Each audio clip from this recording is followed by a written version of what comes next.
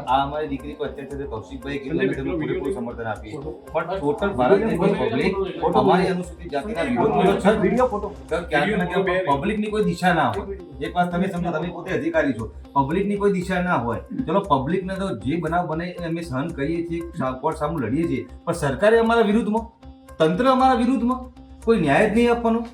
દલિતો પર આ અત્યાચાર થવાનું કારણ શું એ સરકાર અમને શોધીને આપો તો અમે ક્યાં તમને લડીએ છીએ.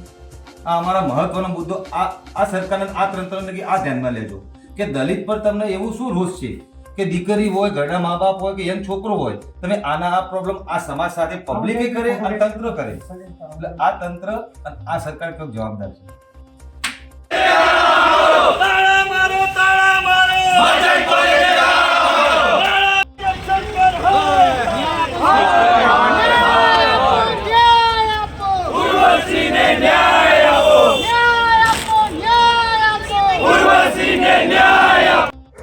શું કહેશો, આજે આવેદનપત્ર આપવામાં આવ્યું અને ડેપ્યુટી કલેક્ટર આગળ રજૂઆત કરવામાં પરિચય અને નામ સાથે?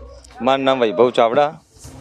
કલેક્ટરને આવેદનપત્રક આપવામાં એટલા માટે આવ્યું અને જરૂરી છે અમારા સમાજ માટે, કારણ કે અત્યારે એક દારૂની નાની બોટલ મળે કોઈ જગ્યાથી, કોઈ નાનો મોટો ઝઘડો હોય તો એમાં કોર્ટ તરત સીધા રિમાન્ડ આપી દે છે, ભાઈ 2-4 દિવસ કે 1 વીકના રિમાન્ડ.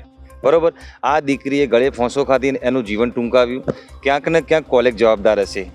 એ હજુ સંશોધન આવી જાય એટલે કોલેજને જવાબદાર તમે ઠેરવીએ જ છીએ, પણ મહત્વનો મુદ્દો એમ છે કે જે 5 આરોપીની ધરપકડ કરી કોર્ટમાં રજૂ કરવામાં આવે તો કોર્ટે એમનો 1-2 દિવસના પણ રિમાન્ડ જાહેર નથી કર્યા. એટલે આમાં સરકાર આમને સાવરે છે, સરકાર આમને બધી ટોટલ મદદ કરે છે કે આ શિક્ષક છે એમને મારવાના નથી, આ ટ્રસ્ટ બહુ પૈસાવાળા પાર્ટી છે એમને સાવરવાના નથી. એટલે ક્યાંક ને ક્યાંક આ તંત્ર જવાબદાર હોય છે, કારણ કે દલિત દીકરી પર આ અત્યાચાર સમજો કે આજે સમાજમાં આખા ભારત દેશમાં દલિતોને લઈને ક્યાંક ને ક્યાંક પ્રશ્ન ઉઠાવવામાં આવે છે. ચલો એ તો ભાઈ પબ્લિક છે, પબ્લિકની કોઈ દિશા નથી હોતી, પણ આ કેસ આવી ગયો દીકરીનો કોર્ટમાં, સરકારમાં, પણ સરકાર બી રિમાન્ડ જાહેર નથી કરતી. એટલે અમારે શું સમજવું અમારા સમાજને કે આ સરકાર અમારી જોડે છે કે અમારા વિરોધમાં છે?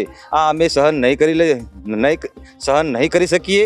બીજું કે રિમાન્ડ જો એને ફરીથી પાસ નહીં કરવામાં આવે તો કોલેજમાં ઉગ્ર આંદોલન થશે, મહેસાણા સિટીમાં ઉગ્ર આંદોલન થશે. એટલે આ તંત્રએ આ જવાબદારીપૂર્વક કામ પૂરું કરવા વિનંતી.